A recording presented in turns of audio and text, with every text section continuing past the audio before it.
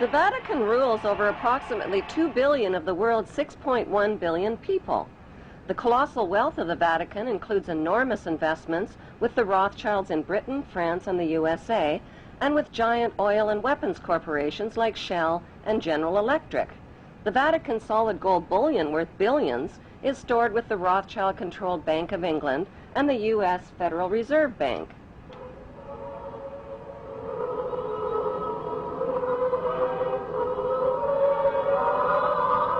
The Catholic Church is the biggest financial power, wealth accumulator, and property owner in existence, possessing more material wealth than any bank, corporation, giant trust, or government anywhere on the globe. The Pope, who is the visible ruler of this colossal global wealth, is one of the richest men on earth. While 2/3 of the world earns less than $2 a day, and 1/5 of the world is underfed or starving to death, the Vatican hoards the world's wealth, profits from it on the stock market, and at the same time preaches about giving. How did the Pope and Vatican accumulate all that wealth over the millennium? One method was to put a price tag on sin. Many bishops and popes actively marketed guilt, sin, and fear for profit by selling indulgences.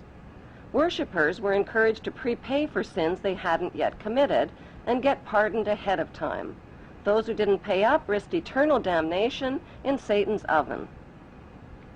Pope Leo X rebuilt St. Peter's Basilica, selling tickets out of hell and tickets to heaven. During the Dark Ages, the Catholic Church not only hoarded the wealth they collected from the poor, but hoarded knowledge. They kept the masses ignorant and in the dark by denying them a basic education.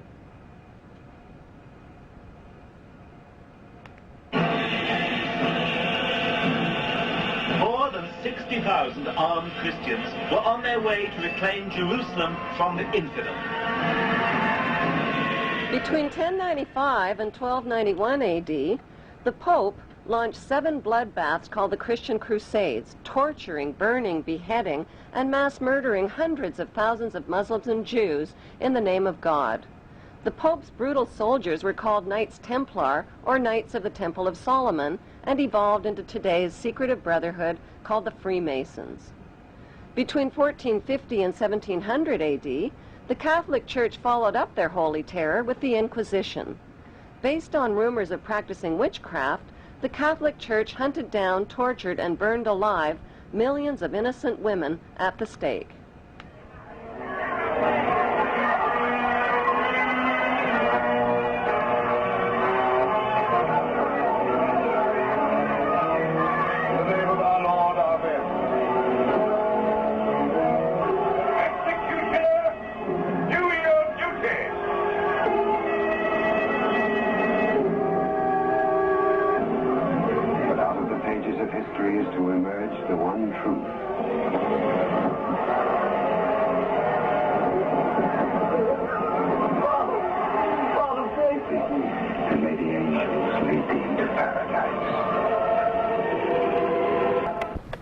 During World War II, the Vatican was criticized for supporting Hitler and his Nazi regime. To this day, the Vatican is still under investigation for plundering Nazi gold from the Swiss bank accounts of Jewish Holocaust victims. Over the past 5 decades, more than 1,500 priests and bishops have been identified in the sexual assault of tens of thousands of boys and girls in their trusting congregations and orphanages. Why is this filthy rich institution preaching spiritual values of poverty and chastity while cardinals, bishops, and priests cover up their crimes of sexual abuse? Why has the Church fought and resisted the compensation claims of their sexually, emotionally, and spiritually traumatized victims? Like Vatican City, London's inner city is also a privately owned corporation or city-state, located right smack in the heart of Greater London. It became a sovereign state in 1694 when King William III of Orange privatized and turned the Bank of England over to the bankers. By 1812, Nathan Rothschild crashed the English stock market and scammed control of the Bank of England. Today, the city-state of London is the world's financial power center and the wealthiest square mile on the face of the earth. It houses the Rothschild-controlled Bank of England, Lloyd's of London, the London Stock Exchange, all British banks, the branch offices of 385 foreign banks, and 70 U.S. banks. It has its own courts, its own laws, its own flag, and its own police force. It's not part of Greater London or England or the British Commonwealth and pays no taxes. The city-state of London houses Fleet Street's newspaper and publishing monopolies.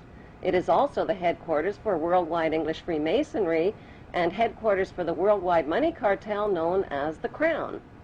Contrary to popular belief, the Crown is not the royal family or the British monarch.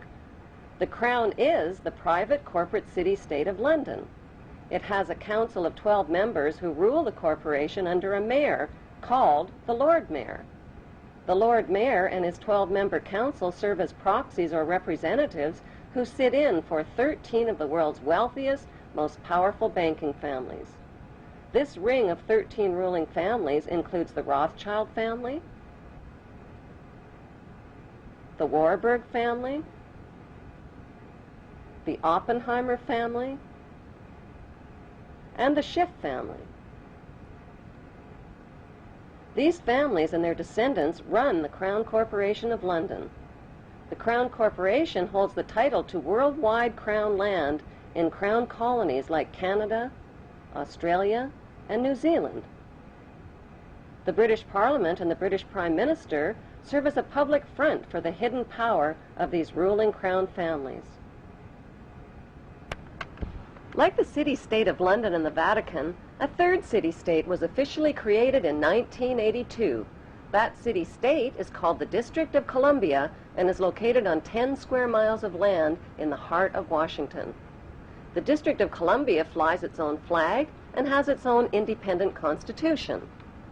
Although geographically separate, the city-states of London, the Vatican, and the District of Columbia are one interlocking empire called Empire of the City.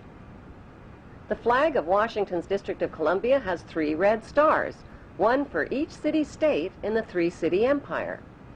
This corporate empire of 3 city-states controls the world economically through London's inner city, militarily through the District of Columbia, and spiritually through the Vatican.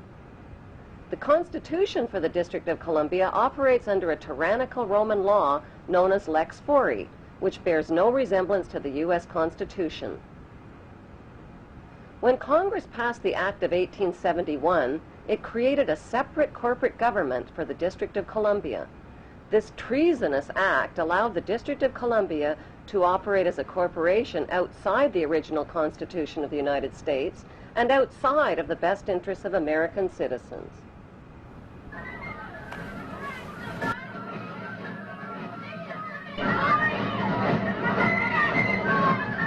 A sobering study of the signed treaties and charters between Britain and the United States exposes a shocking truth. The United States has always been and still is a British Crown colony.